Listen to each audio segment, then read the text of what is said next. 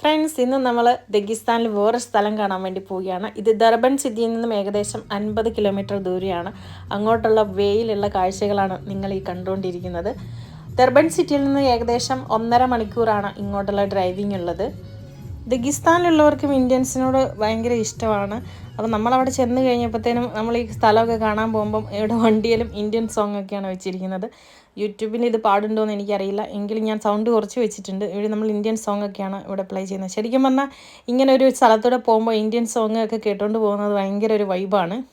ദഗിസ്ഥാൻ ഞാൻ നേരത്തെ തന്നെ പറഞ്ഞിട്ടുണ്ട്, ഒരു മുസ്ലിം പോപ്പുലേഷൻ സംസ്ഥാനമാണ്. അതേപോലെ തന്നെ ഇവിടെ തബസറാൻ എന്ന് പറയുന്നത് സുന്നി മുസ്ലിംസിൻ്റെ ഏരിയ ആണ്. അപ്പോൾ അതുകൊണ്ട് തന്നെ ഇവിടെയും കൂടുതലും ഫാമിങ് കാര്യങ്ങളാണ് കാണുന്നത്. ചെറിയ രീതിയിലുള്ള ചെറിയ കുഞ്ഞു കുഞ്ഞു വീടുകൾ. അപ്പം മൗണ്ടൻ എന്ന് തന്നെയാണ് നമുക്ക് ദഗിസ്ഥാൻ എന്നുള്ള ഒരു സ്റ്റേറ്റിനെ കൺസിഡർ ചെയ്യുമ്പം മൗണ്ടൻ എന്നുള്ള ആ ഒരു വേർഡാണ് നമുക്ക് ആദ്യം വരുന്നത്. അപ്പോൾ അത്രയും മനോഹരമായ മൗണ്ടൻസും അതേപോലെ തന്നെ കൊച്ചു കൊച്ചു വീടുകളും ഒക്കെ ആയിട്ട് ഭയങ്കര രസമാണ്. നേച്ചർ ബ്യൂട്ടിയാണ് ദഗിസ്ഥാനിലെ ഏറ്റവും ടോപ്പിൽ നിൽക്കുന്നത്. അപ്പം നിങ്ങൾക്ക് അങ്ങനെ ഒരു ആഗ്രഹമുള്ളവരൊക്കെ ആണെങ്കിൽ, ഇപ്പം നിലവിൽ റഷ്യയിലുള്ളവരും അതേപോലെ തന്നെ വരാൻ ആഗ്രഹമുള്ളവരൊക്കെ ഇങ്ങനെയുള്ളൊരു സ്ഥലം കാണാൻ താല്പര്യമുണ്ടെങ്കിൽ, നേച്ചർ ബ്യൂട്ടി ഇഷ്ടപ്പെടുന്നവരാണെങ്കിൽ ഇങ്ങനെയുള്ള സ്ഥലങ്ങളൊക്കെ വിസിറ്റ് ചെയ്യാവുന്നതാണ്. കണ്ടോ, ഇവിടെ നമ്മുടെ നാട്ടിൽ മാത്രമല്ല, ഇവിടെ ഇങ്ങനെ കാലികളൊക്കെ റോഡിൽ കൂടെയൊക്കെ നടന്നു പോകാറുണ്ട്. അപ്പോൾ അതുകൊണ്ട് ഇവർക്ക് ഈ ഒരു സാധാരണ മനുഷ്യരാണ് ഇവിടെയുള്ള ഒരുപാട് ആൾക്കാർ. അപ്പോൾ എനിക്കിവിടെ നിന്ന് കണ്ടപ്പോഴും നമ്മളോടൊക്കെ ഭയങ്കര സ്നേഹത്തോടെയാണ് പെരുമാറുന്നത്. മഖഷ്കലയിൽ നിന്ന് ഇങ്ങോട്ട് വരാൻ വേണ്ടിയിട്ട് ഏകദേശം 200 കിലോമീറ്ററോളം ഉണ്ട്. പക്ഷെ നമ്മളിപ്പോൾ വന്നിരിക്കുന്നത് ദർബൻ സിറ്റിയിൽ നിന്നാണ്. അതുകൊണ്ടാണ് 50-60 കിലോമീറ്റർ എന്ന് ഞാൻ പറഞ്ഞത്. അതേപോലെ തന്നെ ദർബൻ സിറ്റിയിൽ നിന്ന് ഇങ്ങോട്ട് വരാനായിട്ടാണെങ്കിൽ നിങ്ങൾക്ക് ഏകദേശം ഇവിടെ വരെ വന്ന് തിരിച്ചു പോകാനായിട്ട് 5000 റൂബിൾസ് ഒക്കെയാണ് നോർമലി വരാറുള്ളത്. അപ്പോൾ നിങ്ങളൊരു ടൂറിസ്റ്റായിട്ടൊക്കെ ഇവിടെ വരുന്നുണ്ടെങ്കിൽ നിങ്ങൾ ഇതിനെപ്പറ്റിയൊക്കെ മനസ്സിലാക്കി വയ്ക്കുക. കൂടുതൽ ആവശ്യപ്പെടുന്നുണ്ടെങ്കിൽ നിങ്ങളതൊക്കെ നോക്കിയിട്ടേ ചെയ്യാൻ പാടുള്ളൂ. ദഗിസ്ഥാൻ എന്ന സ്റ്റേറ്റ് ഫുള്ളായിട്ട് എടുത്താലും നമുക്ക് അധികം ആളുകളൊന്നും, പോപ്പുലേഷൻസ് ഒന്നും ഇവിടെ ഇല്ല. ഒരു 3 മില്യൺ 4 മില്യൺ അങ്ങനെയൊക്കെ ഉള്ളൂ. അതിൻ്റെ കൂടെ ഇപ്പോൾ തബസറാൻ എന്നുള്ള ഈ ഒരു ചെറിയ വില്ലേജ് എടുക്കുകയാണെങ്കിൽ ഏകദേശം 2 ലക്ഷം, അതായത് 2 ലക്ഷം ആളുകൾ മാത്രമേ ഉള്ളൂ ഇവിടെ താമസിക്കുന്നുള്ളൂ. അതുകൊണ്ട് തന്നെ ഇവിടെ പകുതിയിലധികം സ്ഥലങ്ങളും വെറുതെ കിടക്കുവാണ്. തബസറാൻ്റെ മറ്റൊരു പ്രത്യേകത എന്താണെന്ന് ചോദിച്ചു കഴിഞ്ഞാൽ, ഓരോ ചെറിയ ചെറിയ വില്ലേജിലും അവർക്ക് അവരുടേതായ ലാംഗ്വേജ് ഉണ്ട്. അവർക്ക് തമ്മിൽ പരസ്പരം മനസ്സിലാവാത്ത ലാംഗ്വേജുകളും ഇവിടെയുണ്ട്. കോമൺ ആയിട്ട് റഷ്യൻ പറയുമെങ്കിലും ഇവരുടെ സ്ലാങ്ങിലൊക്കെ ഒരുപാട് വ്യത്യാസമുണ്ട് റഷ്യൻ പറയുമ്പോൾ. ഇത് നോർത്ത് കഫ്കാസ് മൗണ്ടൻ ആയതുകൊണ്ട് തന്നെ ഇവർക്ക് ഇവരുടേതായ രീതിയിലാണ് ഇവിടുത്തെ ജീവിത രീതിയും കാര്യങ്ങളൊക്കെ. പക്ഷേ നോർത്തിൽ ഏറ്റവും അറ്റത്തുള്ള സ്ഥലമാണെങ്കിൽ പോലും റഷ്യയുടെ ഗ്യാസ് കാര്യങ്ങളൊക്കെ ഇവിടെ എത്തിയിട്ടുണ്ട്.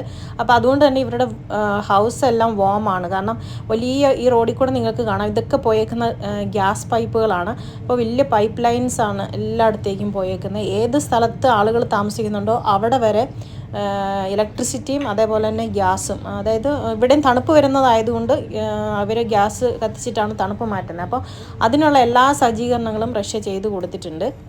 ഇതാണ് ഇവിടുത്തെ ഒരു മോസ്ക്. അപ്പോൾ ഇങ്ങനെ ഉള്ള ഒരു കുഞ്ഞു കുഞ്ഞു വില്ലേജുകളാണ്. കണ്ടോ, പൈപ്പ് ലൈൻ പോയേക്കുന്നത് കണ്ടോ. ഇതൊക്കെ ഭയങ്കര ഒരു ഒരു ചെറിയ വില്ലേജിനാണേലും ഇങ്ങനെയുള്ള കാര്യങ്ങളൊക്കെ ചെയ്തു കൊടുത്തേക്കുന്നത് കാണുമ്പോൾ നമുക്ക് ശരിക്കും റഷ്യയുടെ ബഹുമാനം തോന്നും.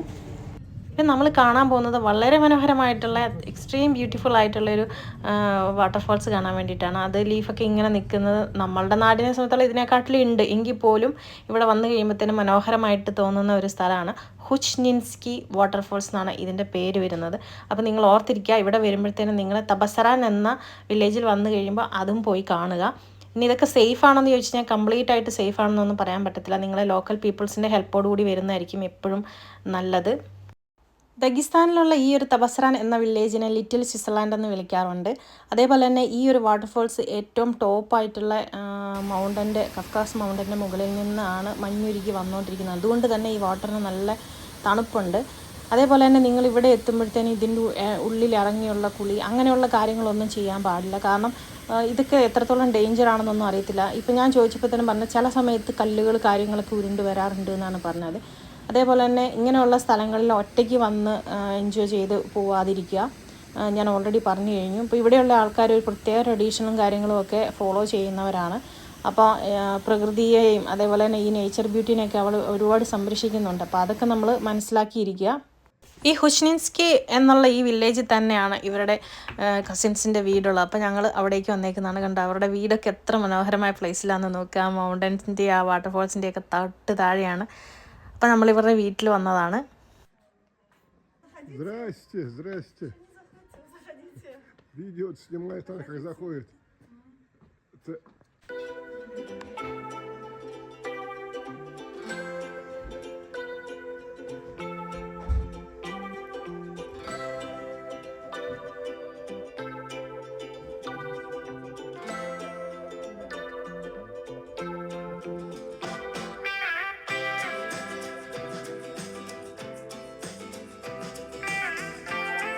അപ്പോൾ ഫ്രണ്ട്സ്, നിങ്ങൾക്ക് ദഗിസ്ഥാനിലെ ഈ ചെറിയ വില്ലേജ് തബസറാൻ എന്നുള്ള ചെറിയ വില്ലേജും ഇവിടുത്തെ കാഴ്ചകളും ഇഷ്ടമായെന്ന് വിചാരിക്കുന്നു.